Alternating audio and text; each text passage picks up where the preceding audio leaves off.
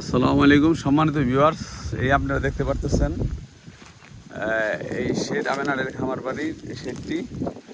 আমি হাঁস এবং গারল নিয়ে অত্যন্ত একা এই চরের ভিতরে আমি একা কোনো আমি একটা লোক পাই নাই, কোনো একটা লোক পাই নাই যে করার জন্য, রাখার জন্য, কাজের লোক মানে কোনো কি বলে খামারটাকে দেখশুন করার জন্য। আমি অনেক উচ্চ বেতনও করছি, পাইনি। কেউ চড়া এসে থাকতে চায় না, একান্ত নিজস্ব মানুষ ছাড়া কেউ আসে না, ঠিক আছে, কেউ আসে না। আবার ওদিকে হাবিব ভাইও রাখছেন, ঠিক আছে, হাবিব ভাইও রাখছেন অনেক উচ্চ বেতনে। আর উনাকে তার ওই লোক টর্চারি করে। সে বললো যে আমার ঝাড়ি দেওয়ার কথা বলে, কিন্তু আমি কিছু কই না, বোবার মতন থাকি, ঠিক আছে। অনেক 20-25 বললেন যে 1 বছর ভিতরে 20-25 জন আইসে আর গেছে, ঠিক আছে। কিন্তু শেষ পর্যন্ত ওনার নাম এবার আসর ভাই, ঠিক আছে, ওই আসর ভাই টিকছে। আপনারা অবাক হবেন, আমাকে বলতেছেন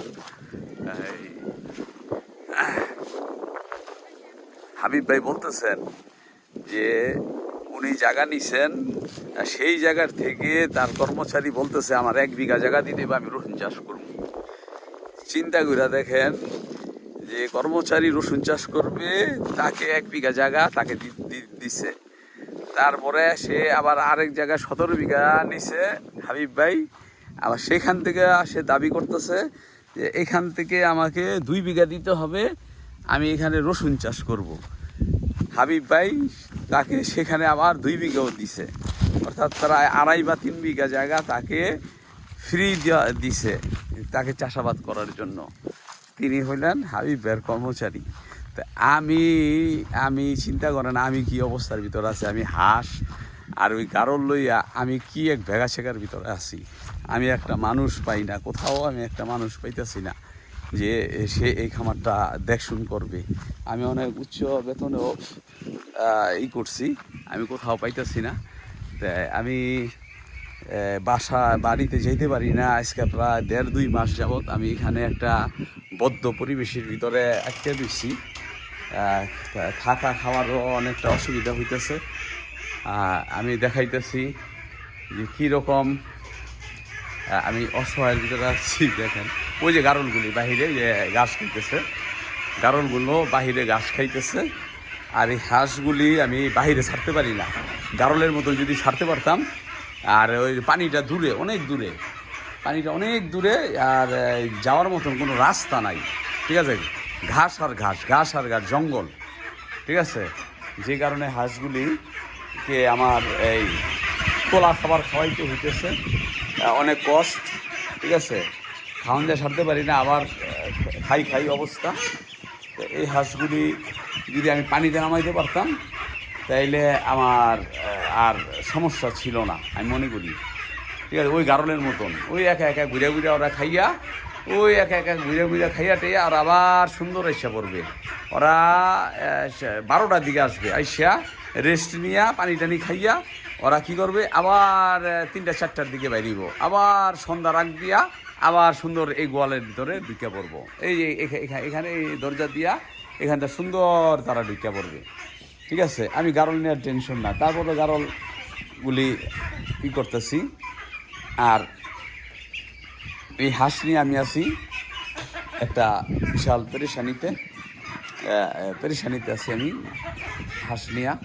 তো যাই হোক, আপনারা দেখতেছেন এই যেথায় দুঃখ আবার সেথায় সুখ।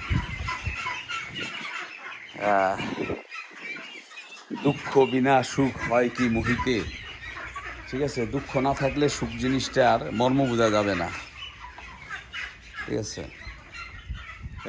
অনেক আশা ভরসা নিয়ে এখানে আসছিলাম।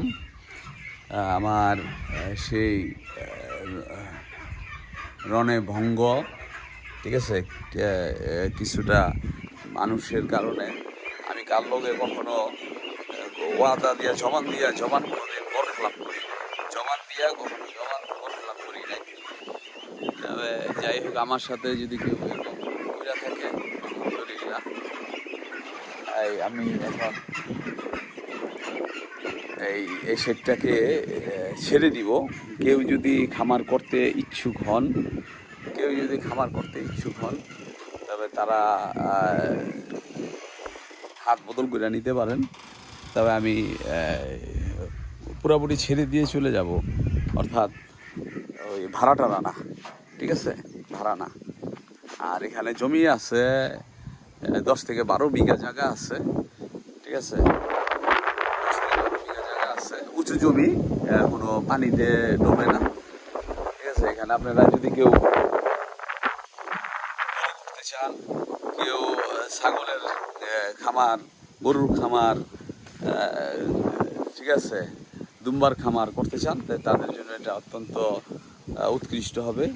আমি শুধু এখন ছেড়ে দিচ্ছি, আমার ওগুলি করার মতন ক্যাপিটাল নাই, ঠিক আছে। আমার যা কিছু ছিল আমি সর্বস্ব দিয়া এই জিনিসটা তৈরি করছি, ঠিক আছে, এই খামারটা তৈরি করছি। কিন্তু এখন আমার